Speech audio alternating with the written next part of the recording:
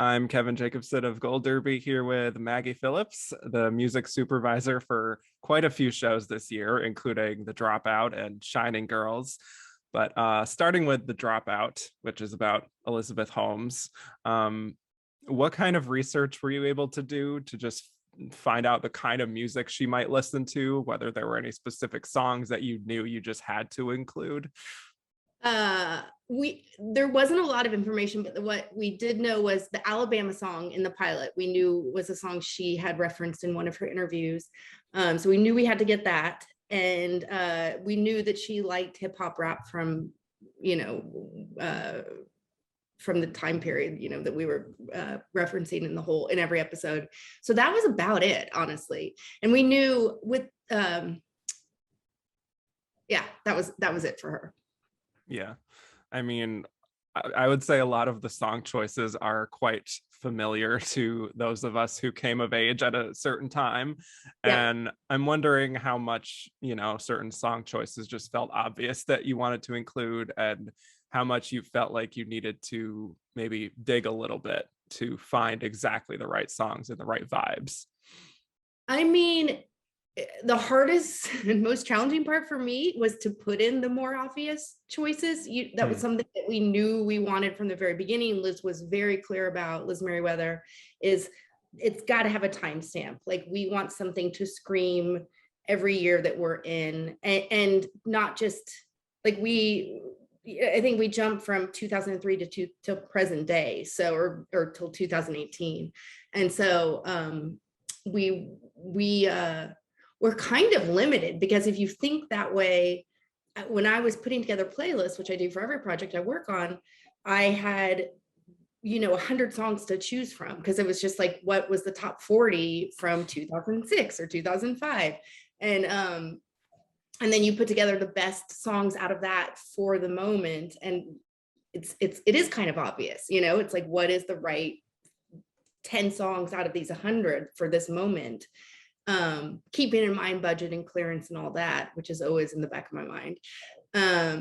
But that's new for me, because typically I'm trying to put in stuff that's not the most obvious choice. They're not saying that screams a specific time period or is what's on the top 40. Like, that's just, that was challenging, because it was just different.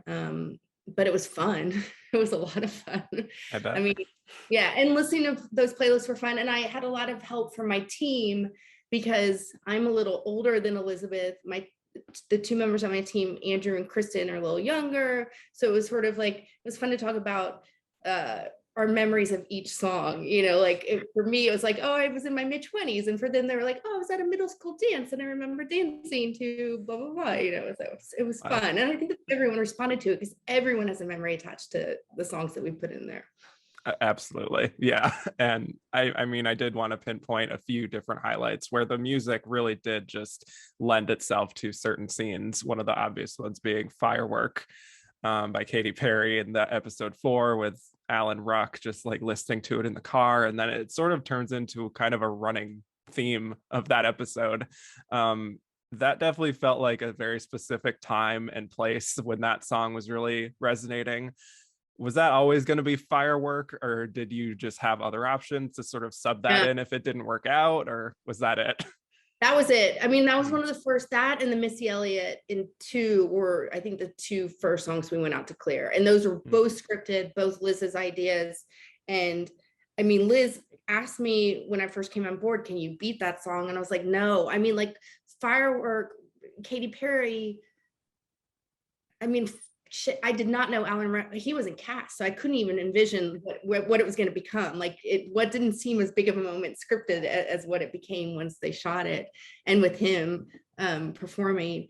But it was a song that everyone loves. There's no huge baggage, or there's very little baggage with Katy Perry. Like, it's just like a feel-good song that's very epic, and everyone knows it. Like, from like, I mean, I still think it's kind of a modern classic, that has a timestamp but doesn't feel, I mean, maybe after it's been in a lot of things lately, so maybe it'll start feeling a little played out.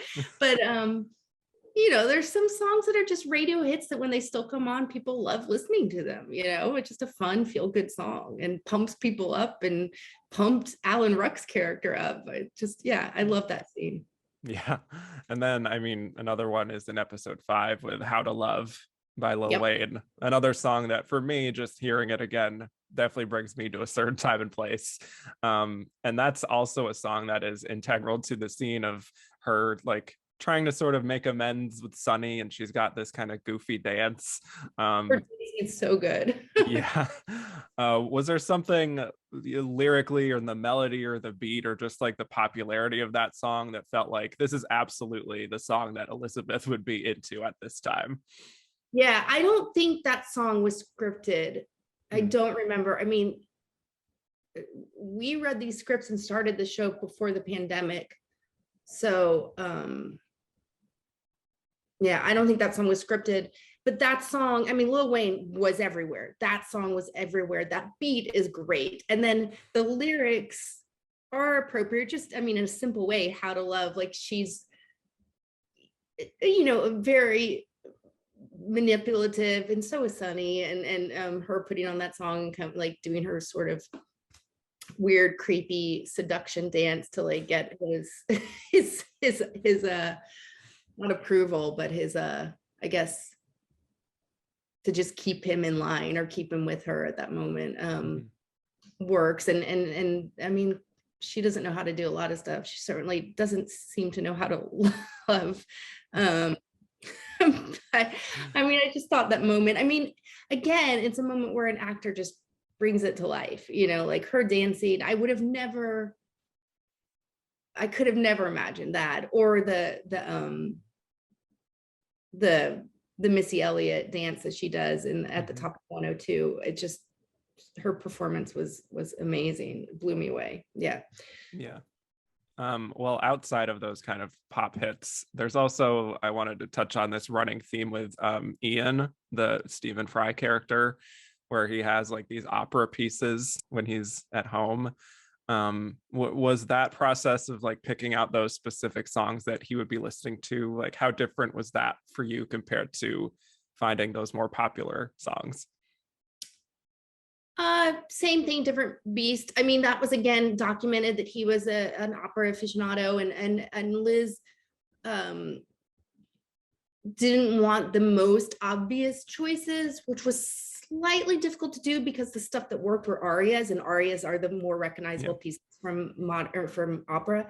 And so, I mean, Ian was such a tragic character in this, and opera, again, is pretty obvious, but it was what was authentic to his character from our research, and seemed applicable, and gave him, I thought, a little,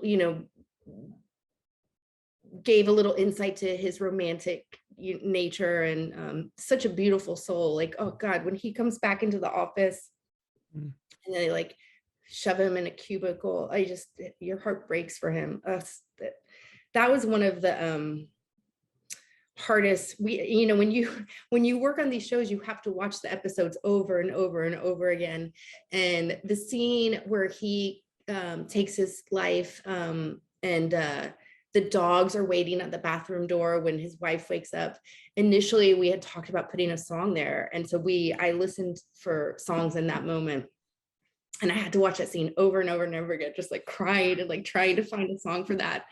And I was like, Liz, we can't put a song. It just kind of made that moment more like a video or a little maudlin, or and she agreed. So yeah, we didn't ended up, it was score. But yeah, I thought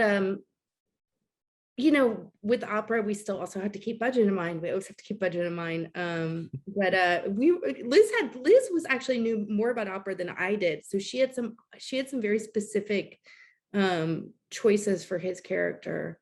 I think we tried mostly to go with Italian operas, but I don't remember. So. Yep. Wow. Well, I mean, I would also love to know the thought process that went into picking the very last song of the series, which is Pay Your Way in Pain, which is a relatively new song by St. Vincent. Why did that feel like the right choice as a sort of maybe conclusive statement on the series? You know, we tried so many songs there. And I actually will totally give this one to my team, Andrew Brady and Kristen Higuera, because my mom got sick at the very end of this process. And so when that song was being selected, I was with family. And so they sent over a ton of ideas, which I listened to and like sort of okayed, but like they spearheaded it and they did a great job. Andrew felt very strongly it should be female lyrics, just to, I don't know, highlight, I mean, I don't know, it's not like we have to be with Elizabeth in the moment, because I think in that moment we're just with the whole story and her downfall. And but you know, interestingly enough, the other song that was there were two songs that kind of got to the top of this pile of songs we tried, and it was the St. Vincent song, which I love, and then also it was a Kanye West song, which I think is fine to say. It was Jail by Kanye West. Wow. And we were like I remember sending an email to Liz saying, we don't know what Kanye is going to do from now. Like, it was like right when he was like, you know, he's always in the news, he's always problematic, and I don't, you know, do you want to associate with Kanye? I don't know, you know, but like we're already like Kanye representing Elizabeth Holmes kind of works, you know. And it was a pretty powerful moment. We ultimately just weren't able to finalize that clearance in time, but I mean, we kind of, it was like, and I'm not saying the St. Vincent choice was the second choice. It was just, they were both at the top, and then if they had both cleared, we would have had to make the decision, and neither one was top. Like, the decision was made for us, which was good, because there were a lot of people who were in the St. Vincent team, and then there were a lot of people in the Kanye team. I definitely wanted the St. Vincent, so I was happy that it worked out that way. I know Hulu was in love with the Kanye, so just the way it works. Yeah. We had a lot of big clearances, a lot of difficult clearances. Like, that was a hard part about it. And yeah, a lot of expensive music too. Yeah, well, I mean, I would say it paid off. I mean, I don't know how much you were following like the online discourse when the show was airing. That, I mean, I personally noticed so many people just on Twitter that were specifically mentioning the music drops on this show and just really praising your work in a way that I really don't see all that much for other shows, to be honest. I mean, yeah, how much has that fan response sort of crossed your radar? I'm not a big social media person. Every once in a while, I had a few tweets sent my way, you know, like, you should, and it's flattering. I think it's a hard story to watch, and I think the performances are so strong, and Liz, the script was so good, that the music gave a little, like, that element of fun and that like accessibility, and something that like people could, that's the part that they could have fun with. And I think that there's, I mean, not to dismiss, I think there were great music choices, but I also think it was a fun part of the show, you know, like it was something that like made people, it's also super nostalgic, and everyone loves nostalgia, but I think it's like recent. I work on a lot of period pieces, but this is something that's like recent period, you know, which was fun to do. Liz forwarded me one tweet that I can't even repeat. I wouldn't, but that was very, I guess, complimentary. I had to like ask my team, I was like, is this complimentary? What they said about eating something. I was just like, what is, yeah,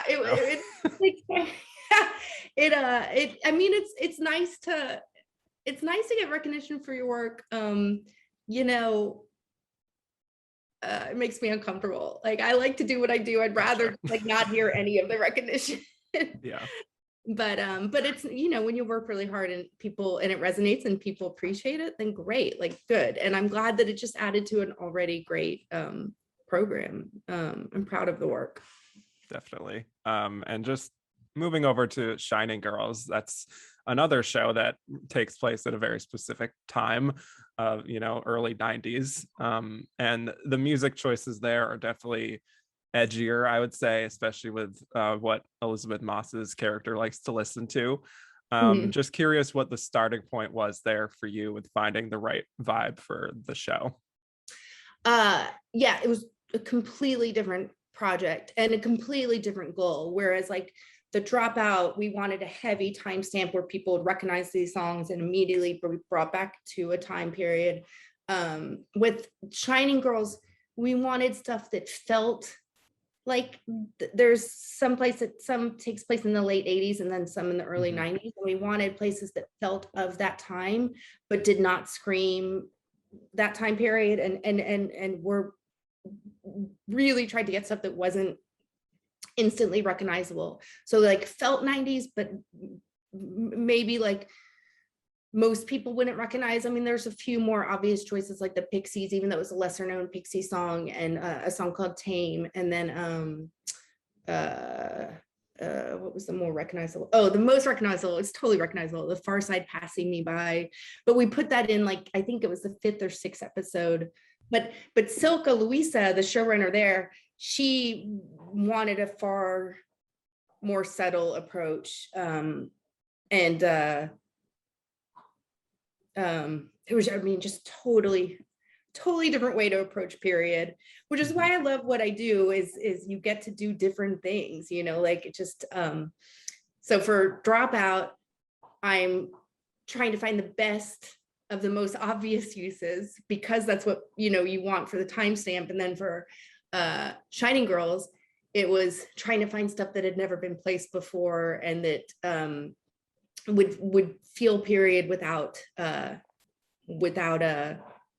a timestamp at all, without having that sort of recognizable top 40 sound. So different, both fun, both successful. I loved working on Shining Girls. It was for me one of the most collaborative, rewarding experiences of my career. Yeah, I just fully embraced the entire thing. And Elizabeth Moss was a great director to work with and a great EP, and Silka became really close with her during the process. And it was like every piece in there is something that I feel like my hand is on. Is very crafted and very deliberate and very nuanced. So yeah, I'm really proud of my work with Shining Girls. I'm excited for people to see it. It comes out in 3 days. Oh, yes. Have you seen Again, any? I had the first 3 episodes I saw. Okay. Really juicy stuff. I'm intrigued. Can't wait to see the rest. Yeah, it's a good show. It's very challenging. It asks a lot out of the audience. Yeah. Like if it's a show, you have to put your phone away, you have to turn off the lights, you have to fully engage. And that's a hard thing to do. I forget how, like, I was talking to someone about this the other day. Like I've started like with some shows, like trying to put my phone away for the whole entirety of an episode. And it's amazing how many times I've like reached for my phone just to like want to research something, like, or Shazam a song, or, Right. like who directed this episode, or check my email, check my messages, check Instagram. Like, it's just like we constantly have this distraction that keeps us from fully engaging with what these people create. And I think it's unfortunate, but it's a challenge that I keep trying to do. And so with Shining Girls, I encourage you to do it because it demands that attention.